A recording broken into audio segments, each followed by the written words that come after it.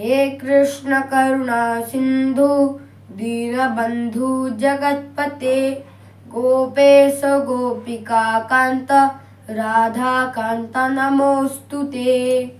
हरे कृष्णा। फाल्गुन मास के शुक्ल पक्ष में आने वाली एकादशी को क्या कहते हैं, इसे किस प्रकार करना चाहिए, इसे करने से क्या फायदा, यह सब प्रश्नों के उत्तर आज हम इस वीडियो में चर्चा करेंगे। इस साल यह एकादशी 9 मार्च को 7:45 से 10 मार्च 7:44 तक है।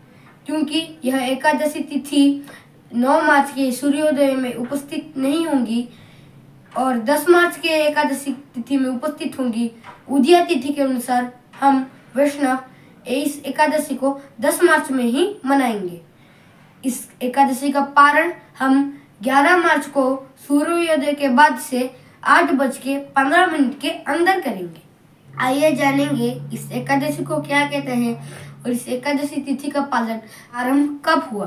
ब्रह्मांड पुराण में इस एकादशी के बारे में वर्णन आता है। इस एकादशी को आमले की एकादशी कहते हैं।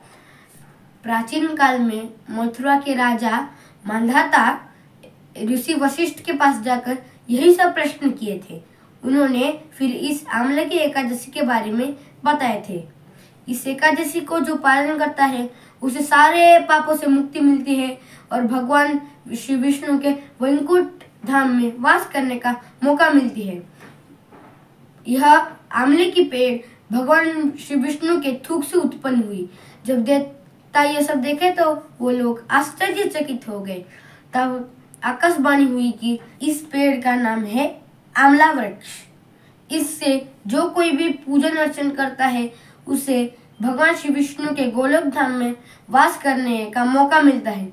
ऋषि वशिष्ठ ने राजा मांधाता को एकादशी कथा सुनाते हुए कहे कि एक बार वैदिशा नामक एक बहुत बड़ा राज्य था। वहाँ सभी ब्राह्मण, क्षत्रिय, शूद्र, वैश्य सब भक्ति करते थे। सब भगवान विष्णु के बहुत बड़े भक्त थे। वहाँ के राजा भी बहुत बड़े भक्त थे। वहाँ के राजा चंद्रवंशी थे। उस राज्य के राजा का नाम था पासविंदु। उनका दूसरा नाम था चैत्ररथ। वो बहुत विद्वान आदमी थे। वो भी बहुत बड़े विष्णु के भक्त थे। एक दिन उन्होंने सोचा कि क्यों ना हम सारे प्रजा और राजा मिलकर एकादशी धूमधाम से मनाया करें, कितना आनंद आएगा, कितना मजा आएगा। तो उन्होंने अपने मंत्रियों से सलाह की। फिर उन्होंने ऐलान कर दिया कि जिसको राजा के साथ एकादशी मनाना है वो कृपया कल सुबह मंदिर में आ जाए। अगले दिन सभी प्रजा नदी में नहाकर राजा और प्रजा मिलकर मंदिर में जाकर पूर्ण कुंभ की स्थापना करते हैं। अच्छे से धूमधाम से एकादशी व्रत की महिमा सुनते हैं, हरिनाम कीर्तन करते हैं और आमले के वृक्ष को अच्छे से धूप दीप नैवेद्य से पूजा कर कर उसकी परिक्रमा करते हैं। उन्होंने रात भर उजागर रहकर एकादशी व्रत की पालन अच्छे से किया, हरिनाम किया, हरि कीर्तन किया, बहुत धूमधाम से उस एकादशी को पाला। उन्होंने 108 बार आमले के वृक्ष की परिक्रमा भी की। वहाँ एक शिकारी आकर पहुंच गया। वो बहुत भूखा था। उसने सुबह से कुछ भी नहीं खाया था।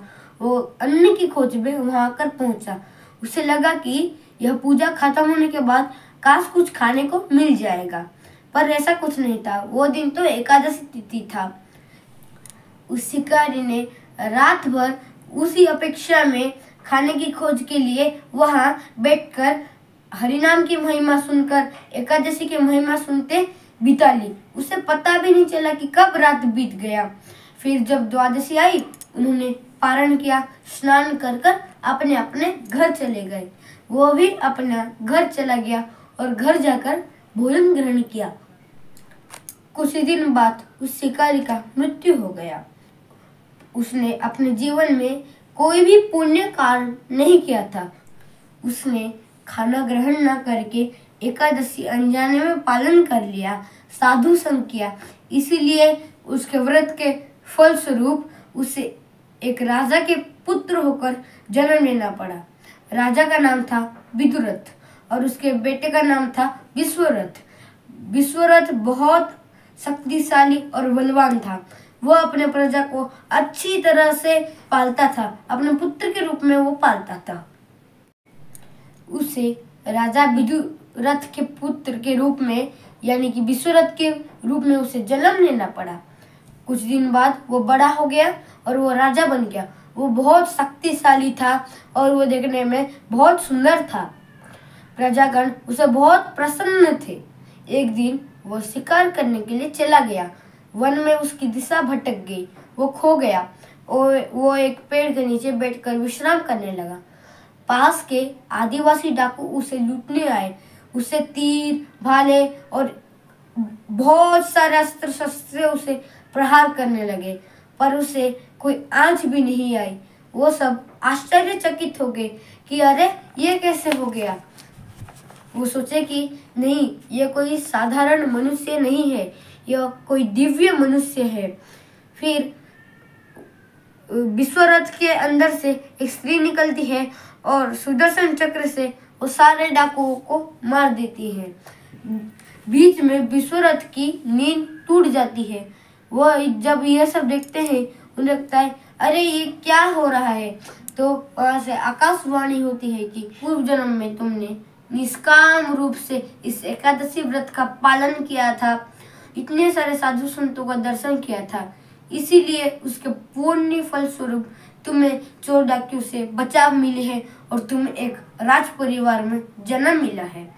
ऋषि वशिष्ठ राजा मांधाता को बताते हैं कि फाल्गुन मास के शुक्ल पक्ष में आने वाली यह एकादशी को आमलाकी एकादशी के रूप में हम सब जानते हैं। इस व्रत को जो कोई भी करता है उसे भगवान के परम धाम प्राप्त होता है।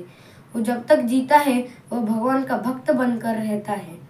अगर आपको मेरी यह वीडियो अच्छी लगी तो प्लीज़ वीडियो को लाइक और शेयर कर देना और कमेंट में कुछ प्यार से लिख लेना। और अगर आपको कुछ प्रश्न पूछना है तो आप कमेंट सेक्शन में ज़रूर पूछ सकते हैं। अगर आप मेरे चैनल में नए हैं तो मेरे चैनल को प्लीज़ सब्सक्राइब कर देना और आपको आमले की एकादशी के लिए ढेर सारे शुभकामनाएं। हरे कृष्णा, हरि बोल।